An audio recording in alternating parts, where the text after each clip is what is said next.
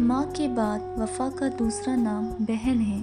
अल्लाह पाक सबकी बहनों के नसीब अच्छे करे, आमीन। बहुत याद आती हैं बहनें जब पराई हो जाती हैं। बेटियों का दुख समझना बड़ा मुश्किल है। इनके लिए तो इसी घर में जगह नहीं रहती जहाँ वो पैदा होती हैं। रूठना मनाना दुख सुख सब चलता है। बहन हो साथ तो दुख दुख नहीं लगता। अल्लाह मेरी और मेरी बहन का साथ हमेशा सलामत रखे। बहनों की लड़ाई के बिना ज़िंदगी अधूरी है।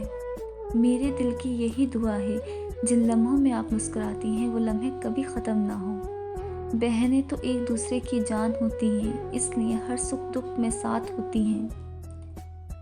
वैसे तो हज़ारों रिश्ते हैं दुनिया में, मगर एक रिश्ता ऐसा है जो मुझे बहुत प्यारा है।